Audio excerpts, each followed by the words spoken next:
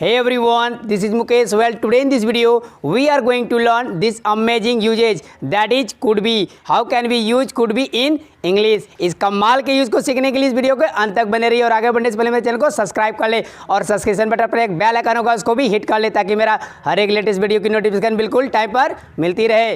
No worry no fear when दोस्त is here. चिंता करने की कोई बात नहीं है फ्रेंड्स, अब आपका दोस्त आ चुका है। आज हम लोग पढ़ेंगे कुड बी का यूज हम लोग स्पोकन में किस तरह से कर सकते हैं और इसका ग्रामर में कहाँ का यूज किया जाता है। और जब आप बुक पढ़ते हैं इंग्लिश बुक, वहाँ पर कुड बी जब राइट किया हो तो उसका क्या क्या हिंदी निकल सकता है, इन सभी चीज़ों के बारे में हम लोग डिटेल में जानने वाले हैं। तो आइए स्टार्ट करते हैं। फर्स्ट ऑफ ऑल हम लोग बात करेंगे इसकी आइडेंटिफिकेशन की, इसकी हिंदी की।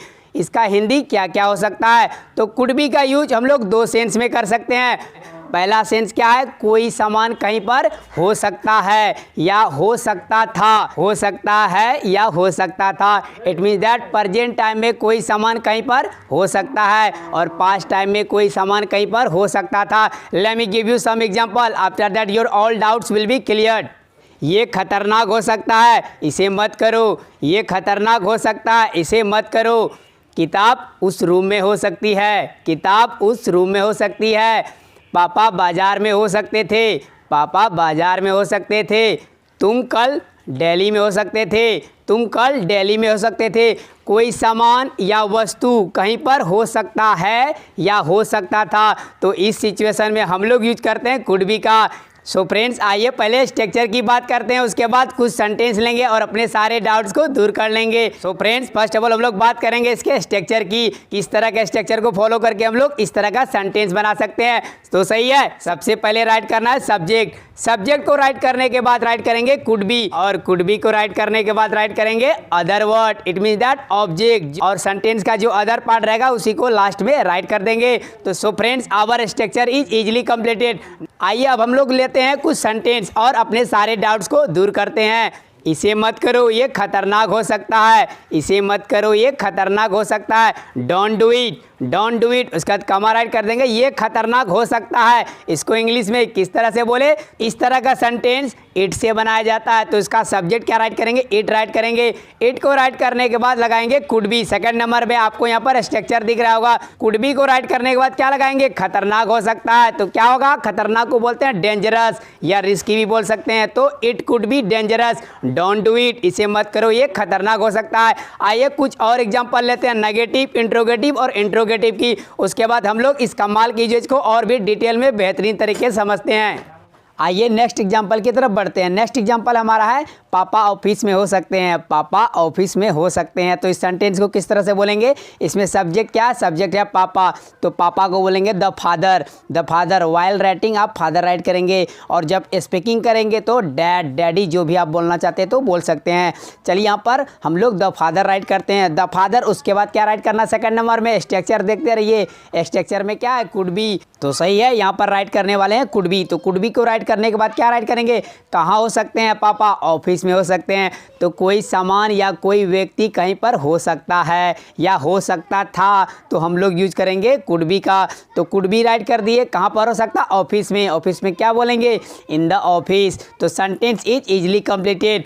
The father could be in the office, the father could be in the office. इसका हिंदी आप इस तरह से भी निकाल सकते हैं, पापा ऑफिस में हो सकते थे, बशर्ते ये डिपेंड करता है सिचुएशन में कि आप कौन सा सिचुएशन में बात कर रहे हैं। यदि आप यहाँ पर यस्टरडे लगा देंगे तो ये तो 100% श्योरिटी हो जाएगा। तो ये तो पास्ट टाइम के बारे में बता रहे हैं।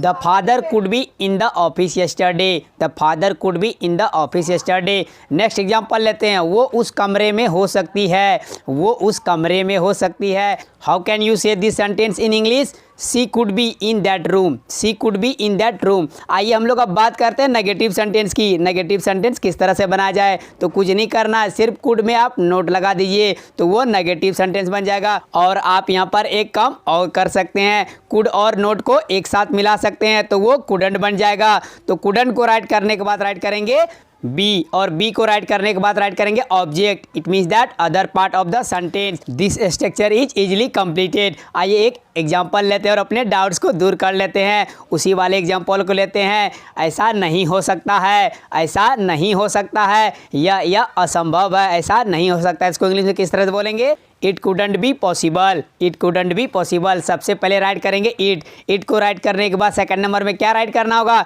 कुडंट राइट करना होगा। कुडंट राइट को राइट करने के बाद हम लोग थर्ड नंबर में राइट करेंगे बी को राइट कर दिया। उसके बाद ऑब्जेक्ट क्या बच गया, ऑब्जेक्ट बच गया पॉसिबल, संभव नहीं है, नहीं का तो राइट कर दिया, संभव को बोलते हैं पॉसिबल। तो sentence is easily completed, it couldn't be possible, it couldn't be possible. आइए हम लोग इंट्रोगेटिव सेंटेंस की बात करते हैं, उसमें ये जानेंगे क्वेश्चन किस तरह से पूछा जाता है इंट्रोगेटिव सेंटेंस में कुड बी का यूज करके इस सेंस में। तो सही है। सबसे पहले हम लोग बात करते हैं स्ट्रक्चर की। स्ट्रक्चर क्या होगा, सबसे पहले राइट करना है कुड, कुछ नहीं करना होगा, उस कुड को आगे कर देंगे और सबसे पहले क्वेश्चन किससे पूछेंगे, कुड से पूछेंगे। और कुड को राइट करने के बाद सब्जेक्ट राइट करेंगे, सब्जेक्ट जो भी रहेगा सेंटेंस का उस सब्जेक्ट को राइट कर देंगे। उसके बाद राइट करेंगे थर्ड नंबर में बी राइट करना जरूरी है, क्योंकि बी से ही तो पता चलेगा वो सामान या वस्तु कोई आदमी कहीं पर है या था। तो ये हो गया। अब उसके बाद क्या राइट करेंगे, सेंटेंस का other part, it mean that object right कर देंगे।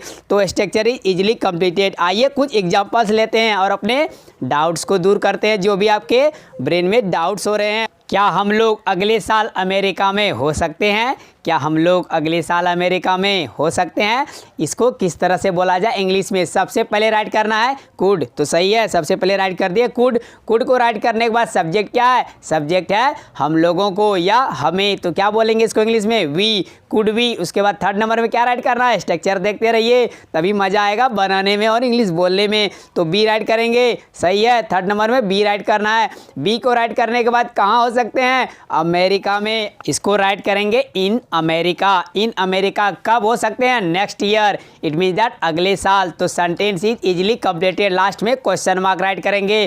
तो सेंटेंस हमारा कंप्लीट हो गया। सेंटेंस क्या बना, could we be in the America next year, could we be in America next year. क्या हम लोग अगले साल अमेरिका में हो सकते हैं, इसका जवाब किस तरह से होगा, ऑफ कोर्स हम लोग अगले साल अमेरिका में हो सकते हैं। तो इसको इंग्लिश में किस तरह से बोलेंगे, of course we could be in America next year, of course we could be in America next year. यदि नहीं में जवाब देना है तो बिल्कुल नहीं, हम लोग अगले साल अमेरिका में नहीं हो सकते हैं। इसको इंग्लिश में किस तरह से बोलेंगे, not at all we couldn't be in America next year, not at all we couldn't be in America next year. So friends, did you see किस तरह से हम लोग इसमें क्वेश्चन पूछ सकते हैं और उसका आंसर कर सकते हैं। यस और नो में यस को ऑफ कोर्स बोलेंगे मॉडर्न इंग्लिश में, और नो को नॉट एट ऑल बोल सकते हैं, ने भी बोल सकते हैं, यस को ये भी बोल सकते हैं।